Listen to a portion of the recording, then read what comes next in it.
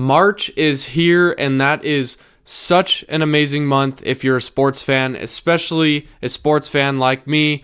I love basketball, and we get to watch NBA, but most importantly, March Madness. It is one of the best events that I could say is in sports history. So if you want to hear more about that and why I think March Madness is one of the best events, tune in right after the intro.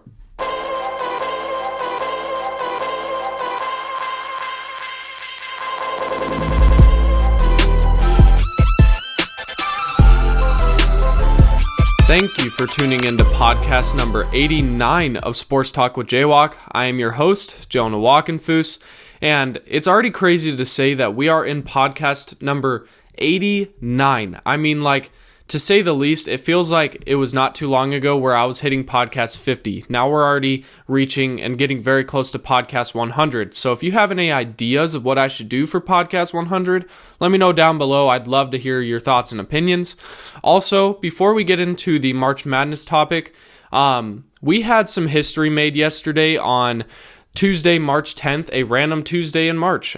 People are going to remember that Bam Adebayo scored 83 points. That is the second all-time in points scored in an NBA game. Now he overcomes Kobe Bryant's 81 points and is now behind Wilt Chamberlain with 100 points still. Let me know, do you think 100 points will ever be broken? Also, I just want to say this real quick. Anybody that's not giving Bam Adebayo the credit he deserves, just stop. I understand the free throw situation and kind of the end of the game and kind of what went down. But at the same time, it's if someone else, a superstar in the league right now did that, or LeBron James or Luka Doncic had the same stat line, I feel like people would be excited about it and praising it. I think it's just because Kobe Bryant got his record broken. Let me know what you guys think down below. But anyways, that's not the topic we're going to be talking about today.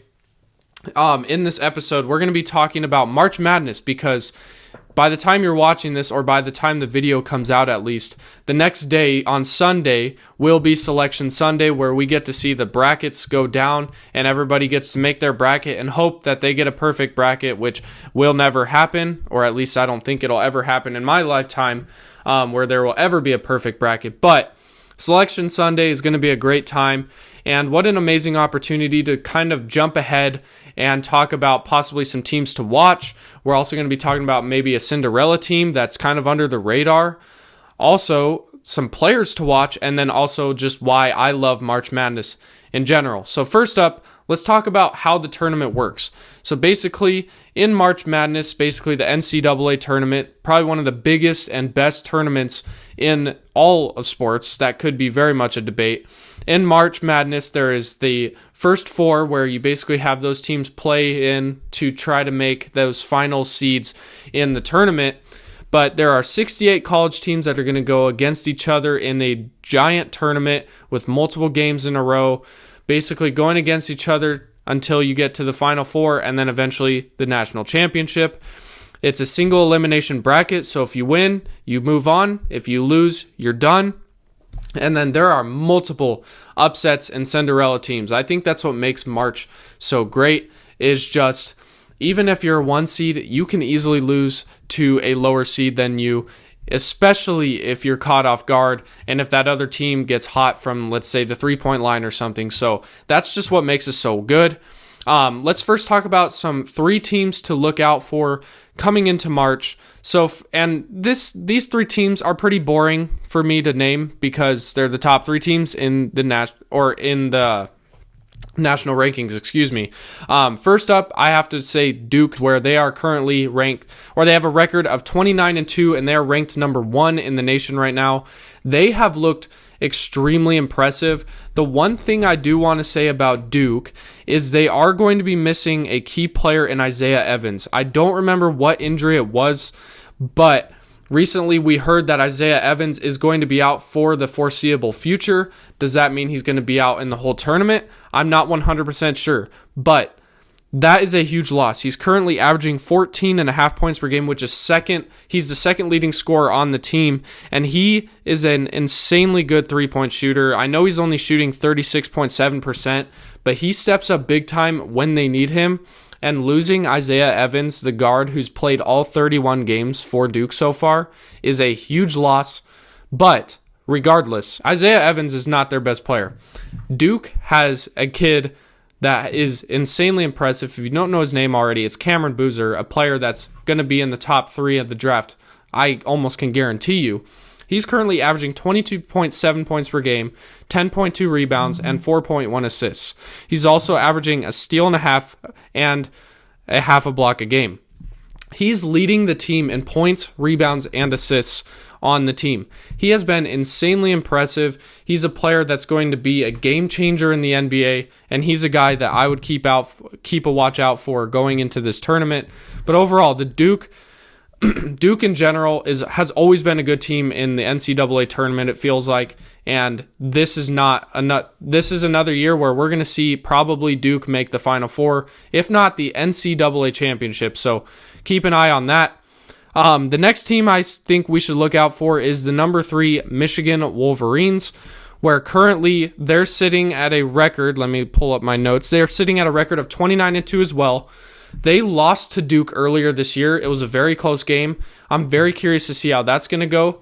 They also have a tough loss in a player where LJ Kaysen, one of their guards, their backup point guard essentially, who's been playing very well this year, is out for the season with an unfortunate ACL tear. Let me see what he was averaging because he was very impressive. He was averaging 8.4 points off the bench and shooting pretty efficiently. 50% from the field, 40% from the 3. Very solid player. Losing him is going to be tough, but he's not the main reason why Michigan is the number 3 seed. The main reason is because of Yaxel Lendeborg, who they got in a transfer from UAB, and he has been insanely impressive. Excuse me. He's been insanely impressive. He was the Big Ten Player of the Year. He was on the Big Ten All-Defensive Team, I believe. He's averaging 14.7 points per game, 7.2 rebounds, and 3.2 assists per game, along with 1.2 steals and 1.4 blocks per game, while also shooting pretty efficiently, 50.8% from the field, 30.3% from the 3 is not great, but 80% from the free throw line as well. He's been very impressive, and he has been one of the best players in the nation. I mean, he is just a great offensive player, a great defensive player, and he fits in any system, especially Dusty May, one of the best head coaches in college basketball, in my opinion, leading this team. This Michigan team, I think, is going to make it a long ways, even without their backup point guard in LJ Kaysen, because they do have other players like Morez Johnson Jr., their forward, Ade Mara, their big man, who's like 7'3", along with Elliot Cadeau, their guard, who was also a transfer from North Carolina. So I think Michigan's going to be a team to look out for, and some are actually considering them the best team in the nation right now. And then the third team that I think is a team to look out for is the Arizona Wildcats. They're sitting at the number 2 ranked team in the nation with also a record of 29-2. They've been very impressive, and they're led by both freshmen, Braden Burries and Koa Pete. Braden Burries is a guard averaging 16 points per game. He's the leading scorer on the team. And then Koa Pete, the second leading scorer, the freshman forward, who's averaging 13.8 points per game. Those two are going to lead this team. Also, Jaden Bradley, the guard, another guard who's averaging 13.4 points per game. This Arizona team was number 1 ranked for a long time, and they just look solid. I mean, they've had only 2 losses. They've been some tough losses, but at the same time, I just feel like it's hard to go undefeated in college anymore. So if you ask me, I think Arizona is a team that you should definitely watch out for. But speaking of undefeated teams, let's talk about the Cinderella team that is going into this tournament. The 31-0 Miami, Ohio team, they're currently in the Mid-American Conference, so they're not in a big, crazy conference like the SEC or the ACC or Big Ten or other conferences like that, or the Big 12 even. They're in a really low conference. They're undefeated, though, which some people are debating if they should even make the tournament, which makes 0 sense to me. it's like they are that good of a team. I mean, let me just double check what ranking Miami, Ohio is, because they are a very solid team. Let me just double check here real quick. They are currently ranked, I'm not 100% sure. Sorry about this. Anyways, I'll figure that out, and I'll put it up on the screen so you guys could see it, so you guys don't have to worry about me just doing a bunch of research. But anyways, Miami, Ohio is going to be a team that is very solid at shooting three-pointers. So any team that's solid at shooting three-pointers, it doesn't matter what seed you are, they have a chance of upsetting you if they can get hot. So it's going to be exciting. Keep an eye out on Miami, Ohio, and if you're making your bracket, you might want to write them down as winning the first round. I'm not 100% sure. I'll give my bracket picks and predictions when we actually know the teams, but it's going to be exciting to say the least. Anyways, so those are the three teams to watch: Duke, Michigan, and Arizona, and then a Cinderella team to look out for, Miami, Ohio. Not the University of Miami in Florida, but Miami, Ohio. Okay? So keep an eye on those teams. You also could look out for the University of Miami. I'm not 100% sure how they're going to be, but who knows?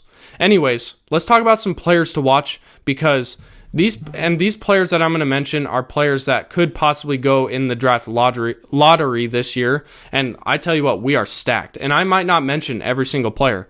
But first up, AJ DeBonsta from BYU, a debatable number 1 pick in the draft. Definitely want to keep an eye out for him. Darren Peterson for Kansas, also another number 1 pick watch. Cameron Boozer, another top 3 pick from Duke.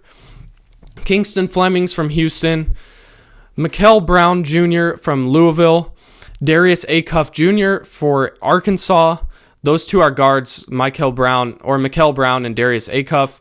Nate Ament from Tennessee. Who knows if he's going to be healthy going into this tournament? I know he just got injured a few games ago, so hopefully he'll be good to go, because that would be a huge loss for Tennessee if he's not healthy. Keep an eye out for Keaton Wagler, the guard from Illinois.